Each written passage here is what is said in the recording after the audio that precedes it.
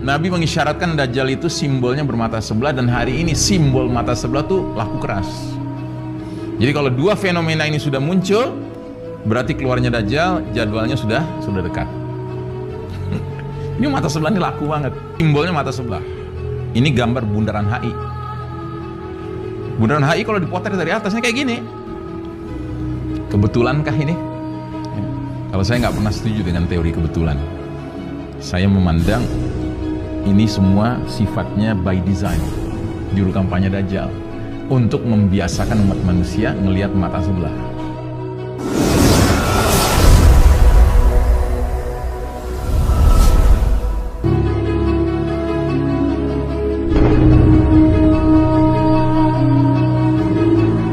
Kita lanjutkan dengan judul tanda-tanda sudah dekat saat keluarnya Dajjal. Ada beberapa dalil dari Nabi SAW yang mengisyaratkan bahwasanya sekarang ini kita sudah berada di masa dekat saat keluarnya Dajjal. Yang pertama, hadis yang berbunyi la yakhrujud Dajjal hatta yadhhalan nasu an dzikrihi wa hatta tatruka la'immatu zikrahu 'alal manabir.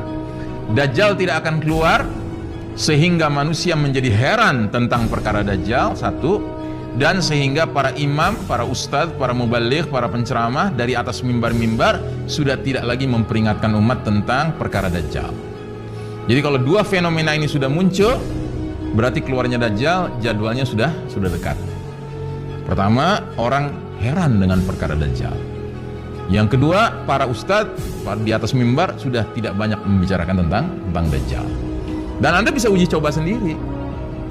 Ya, kalau Anda kumpul-kumpul dengan teman-teman ya, atau dengan teman kantor pas jam istirahat makan siang gitu ya, coba aja Anda angkat isu diskusi tentang Dajjal. Kira-kira teman kantor Anda akan cenderung connect atau cenderung yang sumpah lo ngomongin Dajjal, mendingan juga ngomongin pilkada. Dajjal kan dongeng, legenda, cerita orang-orang tua kita doang kan gitu ya, betul nggak? Ya, jadi orang udah mulai heran gitu kalau diajak ngomong soal Dajjal. Itu satu, Anda bisa uji coba sendiri. Yang kedua, Anda bisa uji coba sendiri juga. Mulai besok nih Jumat nih, kalau Anda hadir sholat Jumat, catat tuh khotib ngomongin Dajjal nggak? Jumat berikutnya catat lagi, Jumat berikutnya catat. 52 Jumat berarti udah setahun gitu kan. Berapa banyak khotib dari 52 pekan itu yang ngomongin Dajjal? Jadi kalau dua fenomena ini sudah muncul, berarti kemunculan Dajjal sudah dekat ya. Jadi saya tidak akan mengarahkan Anda tinggal uji coba sendiri. Yang kedua, ada hadis berbunyi yaji'ud dajjalu fayas'adu Uhudan fayanzurul madinata fayaqulu li ashabih atarawna hadzal qasrul abyad hadza masjidu Ahmad. Saat nanti Dajjal keluar, dia akan mendaki gunung Uhud, dan dia dari atas gunung Uhud akan memandang ke arah kota Madinah bersama pengikut-pengikutnya di sekitar dia. Kemudian dia akan tanya kepada para pengikutnya, kalian lihat itu istana putih itu masjidnya Ahmad. Masjidnya Ahmad itu maksudnya masjid Nabi Muhammad SAW, Masjid Nabawi. Jadi Bukit Uhud itu jaraknya dengan kota Madinah cuma 6 kilometer tempat terjadinya perang Uhud. Jadi Dajjal akan naik, terus dia akan memandang ke kota Madinah, terus dia akan nanya sama para pengikut, kalian lihat tuh istana putih itu masjidnya Ahmad, Masjid Nabawi. Pada saat Nabi mengucapkan hadis tadi, Masjid Nabawi masih sangat sederhana karena hanya terbuat dari lumpur basah, warnanya kecoklatan dan batu bata. Sedangkan saat ini sekarang Masjid Nabawi sudah berubah menjadi masjid sangat besar dan tampak indah seperti sebuah istana, kan? Putih kan? Kayak istana kan? Jadi para sahabat nggak bisa membayangkan bahwa Masjid Nabawi itu akan jadi kayak gini, nggak kebayang sama mereka. Kalau kita sekarang justru kenalnya kayak gini, disuruh ngebayangin Masjid Nabawi coklat dengan sederhana, itu nggak kebayang sama kita, gitu. Karena kita generasi yang boleh jadi bakal ketemu Dajjal, gitu. Jadi sekarang masjidnya udah kayak gini, udah kayak istana putih. Kan Dajjal bilang, kalian lihat istana putih itu masjidnya Ahmad. Ini isyarat tentang jauhnya rentang jarak waktu antara Nabi berbicara dengan Dajjal keluar. Tapi sekarang sudah kayak gini, sudah kayak istana putih. Yang berarti apa? Saat keluarnya Dajjal tampaknya udah dekat.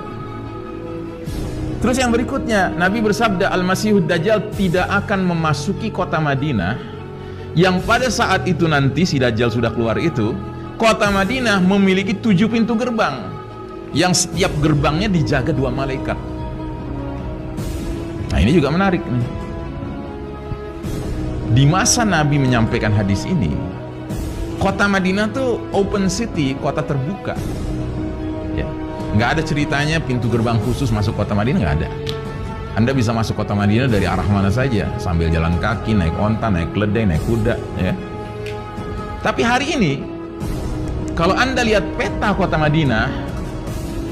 Madinah punya 7 jalan utama, jalan tol, ya, memasuki kota Madinah. 1 jalan dari arah Jeddah, 1 dari Mekah, 1 dari Rabigh, 1 dari bandara, 1 dari Tabuk, dan 2 dari wilayah sekitarnya. Dan itu masing-masing ada pintu tolnya, pintu masuknya, gerbangnya. Jadi hari ini 7 pintu gerbang masuk kota Madinah sudah tersedia. Padahal kata Nabi, si Dajjal munculnya ketika kota Madinah punya 7 pintu gerbang. Berarti udah matang belum? Udah matang jadwalnya. Terus yang berikutnya, di luar kota Madinah ada sebuah bukit bergaram. Di atas bukit bergaram ini ada sebuah komplek perumahan mewah. Ya, kalau dipotret dari atas tuh kayak gini. Ya, komplek perumahan mewah ini. Ini adalah istana raja kerajaan Arab Saudi. Jadi kayak semacam kumpulan villa-villa mewah gitu. Tempat Raja Saudi kalau pergi ke Madinah istirahatnya di sini, atau tamu-tamu dia, keluarga dia, ya kan, kalau datang ke Madinah istirahatnya di sini. Ya. Apa yang unik dengan istana ini? Uniknya, resminya namanya istana raja, tetapi dari mulut ke mulut orang menyebutnya istana Dajjal. Kenapa disebut begitu? Karena ada hadis mengatakan, saat tadi si Dajjal dari atas bukit Uhud ngelihat ke kota Madinah, terus bilang, kalian lihat istana putih itu tuh masjidnya Ahmad. Dia terus turun, dia berusaha masuk kota Madinah, nggak bisa, dijaga para malaikat. Akhirnya dia pergi ke bukit bergaram. Nih, tempat ini. Dia pukul serambinya. Pukulan dia kepada bukit, kepada istana itu, ya kan, perumahan itu, serambinya menyebabkan kota Madinah bergetar, gempa 3 kali. Thalatha rajafatin, 3 kali gempa, 3 kali getaran, ya. Dan getaran itu menyebabkan apa? Orang-orang yang punya penyakit nifak, munafik, dan penyakit fasik di dalam hatinya itu ketakutan. Sekaligus mereka keluar dari kota Madinah menuju ke bukit bergaram itu, memenuhi panggilan Dajjal.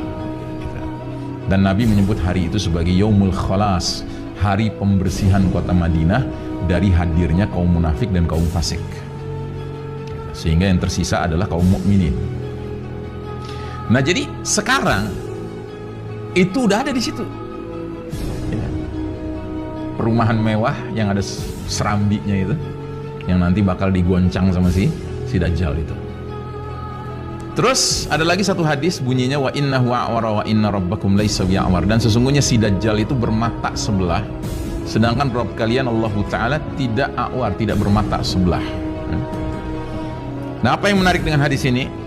Yang menarik, Nabi mengisyaratkan Dajjal itu simbolnya bermata sebelah, dan hari ini simbol mata sebelah itu laku keras, ya. Banyak peminatnya. Di antaranya uang $1 Amerika Serikat, jelas-jelas ada mata sebelahnya. Ya, Anda lihat kan di sini kan, ini mata sebelahnya. Di tengah-tengah laut Mediterania, ada sebuah pulau pribadi milik seorang artis kenamaan dunia. Dia bikin rumah pribadi bentuknya mata sebelah. Namanya Naomi Campbell. Jadi dia artis kelas dunia. Ibu kota negara antum, Indonesia ini, ya kan? Itu di jantung kotanya, ya kan? Itu simbolnya mata sebelah. Ini gambar Bundaran HI. Bundaran HI kalau dipotret dari atas ini kayak gini, persis kayak mata sebelah. Ini Jalan Sudirman, ini Jalan Tamrin, ya. Ini daerah orang biasa demo. Ya. Bundaran HI kan kayak mata sebelah kan? Gitu. Pernah ada sebuah reality show di televisi nasional Indonesia dikasih nama Big Brother, simbolnya mata sebelah. Ini mata sebelah ini laku banget. Terus di Australia, di kota Sydney, pada malam tahun baru perpisahan peralihan 2012 ke 2013 ya kan, pas tengah malam jam 00.00 ya kan, tiba-tiba di jembatan Sydney yang terkenal itu muncul sebuah lampu yang berbentuk mata sebelah. Ini, jadi lampu konfigurasinya bentuknya mata sebelah. Kebetulankah ini? Kalau saya nggak pernah setuju dengan teori kebetulan. Saya memandang ini semua sifatnya by design. Ya, ada yang merancang. Siapa yang merancang? Ya jurukamnya Dajjal, juru kampanye Dajjal, untuk membiasakan umat manusia melihat mata sebelah. Supaya kalau nanti si mata sebelah benar-benar muncul, ya kan, manusia kebanyakan udah terkondisi. Wah, ini nih jagoan kita, gitu. Ya kan? Tapi bagi orang beriman justru ini adalah peringatan demi peringatan demi peringatan.